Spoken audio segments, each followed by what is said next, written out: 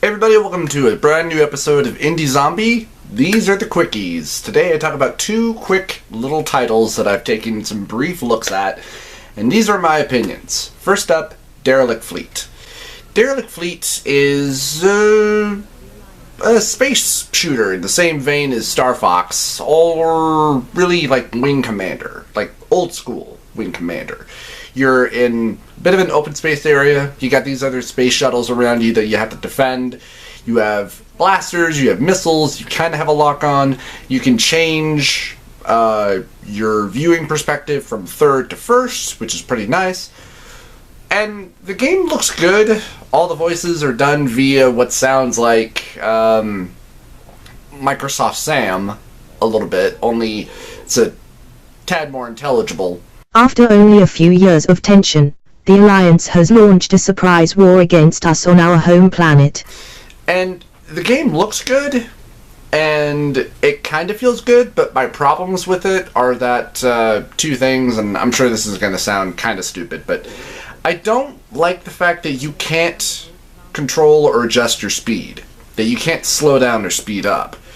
So when you're trying to chase a particular enemy ship, and thankfully if you want to, highlight, your friendly ships from your enemy ships, you just have to hold down one of the other trigger buttons and it'll highlight, friendlies is blue and enemies is yellow, which is very thankful. And there's a little radar system too.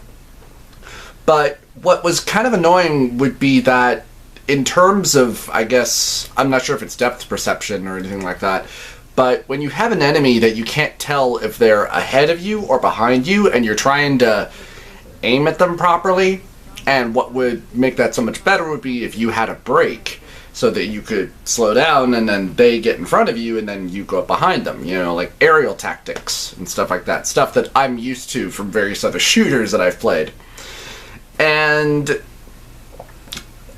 I was not able to get that far. I was still just on the first level, but these are just impressions.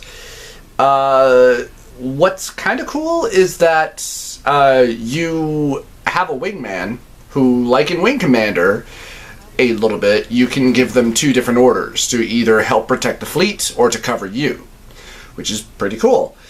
But the fact that you can't really control your speed and the fact that that can just screw you over, where I had a point where I was in first person and I was trying to chase an enemy ship and I tried to turn around and I accidentally rammed into one of the other ships that I was supposed to be protecting, and I just blew up and died. So that was kind of annoying.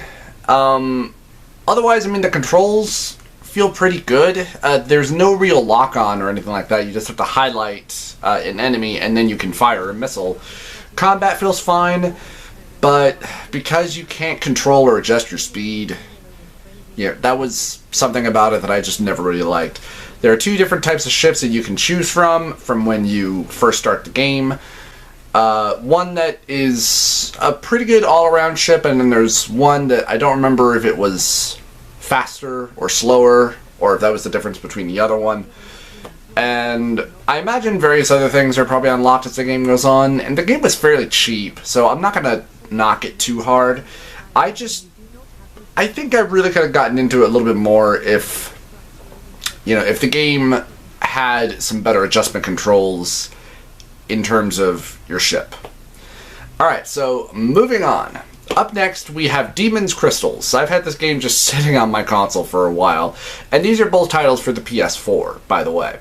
Derelict Fleet, I'm trying to remember how much that was. It was either like a $5 or like a $9 or like a $9 game. I think it was pretty cheap.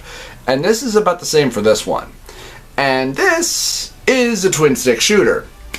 And it's arena style. You're going around, you have basically two different types of missions per level, where either collect all the crystals or kill all the enemies. And there are usually 2 to 3 different phases at times. And levels will change, enemies will change, get stronger, more multiple. And you have unlimited continues, you have a variety, I think, of like 3 to 4 different characters to choose from. Probably with different attack types and stuff like that. No superpowers or anything like that, but there are power-ups and weapon upgrades and stuff like that. Some of them I didn't like, where I didn't like the missile launcher, because your shots felt a little slow, and, you know, and I mean, they were large shots, at least. But the game at least offers up quite a lot of variety in terms of weapons and power-ups and stuff like that to keep the game fun and energetic. What I don't like at times is how you'll be trying to run around this level and you're not sure what you can walk through and what you can't. And while blowing up various other types of environments in this game is quite a bit of fun, it doesn't really seem to change that much of the level. Like, I would have liked it a tad more if when you blew up other obstacles or other buildings that you were able then to walk through them or something like that, but oh well.